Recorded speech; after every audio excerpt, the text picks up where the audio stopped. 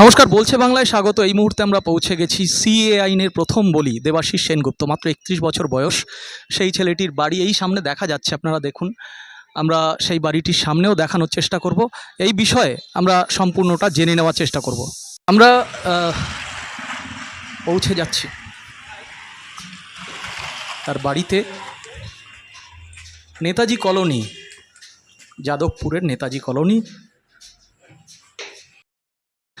এই মুহূর্তে কিন্তু দেবাশিস সেনগুপ্তর বাড়ি, যেখানে তার ডকুমেন্ট, যে সিএএ যে আইন, সেই আইনের বলি, প্রথম বলি বলা চলে আমাদের কাছে, আমরা যতটুকু জানতে পেরেছি। তার বাড়িতে রয়েছি, তার বাড়ির লোক এখানে রয়েছে। দাদা, আপনার নাম? আমার নাম অভিজিৎ রায়।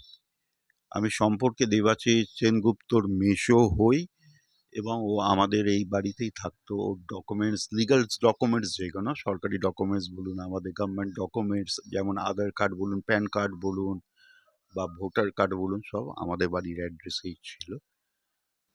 কিন্তু ওর মৃত্যুটা হয় ওর মামার বাড়িতে, সুভাষগ্রামে।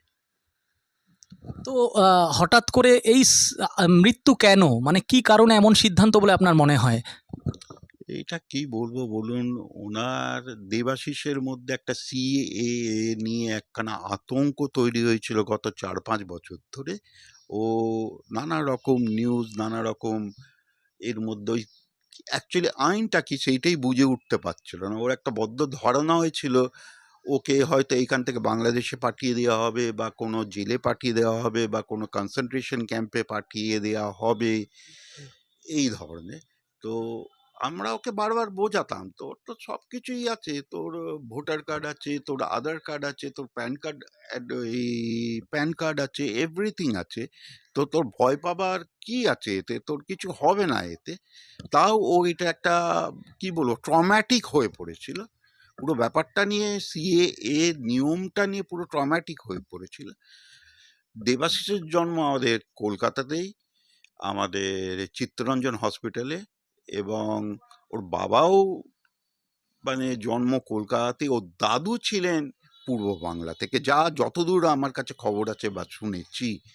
তো ওদের ডকুমেন্ট যদি না থাকে, তাতে কজনকার ওই পিরিয়ডের মানুষের কাছে ডকুমেন্ট আছে বলুন? আমার তো এই প্রশ্নটাই, ডকুমেন্ট আছে বলুন। তা আজকে দেবাশিস যদি ওই ডকুমেন্ট না দেখাতে পারে, ওর ধারণা হয়ে গেছিল ওকে দেশ থেকে তাড়িয়ে দেওয়া হবে।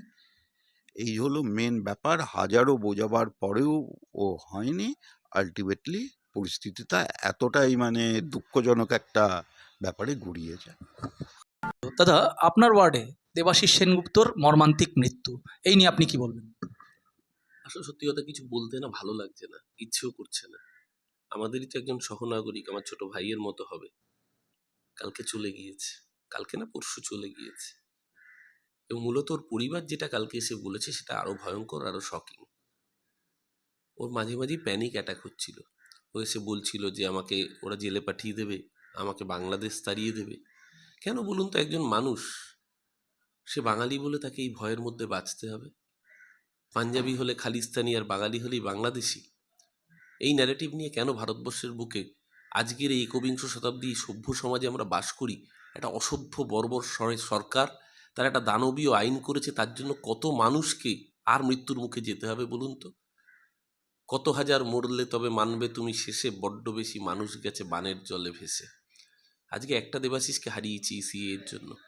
আমার সমস্ত বাঙালির কাছে করজোরে অনুরোধ, আর কোনো দেবাশিসকে যেন মায়ের কোল বাবার কোল খালি করে চলে যেতে না হয়। আচ্ছা, শান্তনু ঠাকুর, কেন্দ্রীয় প্রতিমন্ত্রী শান্তনু ঠাকুর সিএ আইন নিয়ে বক্তব্য রেখেছেন যে সেও নাগরিকত্বের জন্য আবেদন করবে, এই বিষয়ে আপনার মতামত?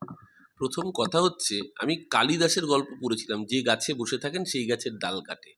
এই প্রথম কালিদাসকে আমি সচক্ষে দেখলাম, থ্যাঙ্কস টু শান্তনু ঠাকুর, যিনি নিজেই বলছেন সিএ আবেদন করবেন। অর্থাৎ সিএটা বিজেপি বলছে যে নাগরিকত্ব দেওয়ার আইন। আপনি নাগরিকত্ব কাকে দেবেন? যে নাগরিক নয় তাকে। তাহলে শান্তনু ঠাকুর যদি সিএতে আবেদন করেন, তার মানে শান্তনু ঠাকুর ভারতবর্ষের নাগরিক নন। উনি নিজেই স্বীকার করলেন। যে নিজেই স্বীকার করছে ভারতবর্ষের নাগরিক নয়, সে কি করে লোকসভায় প্রার্থী হয়, সাংসদ হয় এবং বিজেপি তাকে কেন্দ্রীয় মন্ত্রী করে?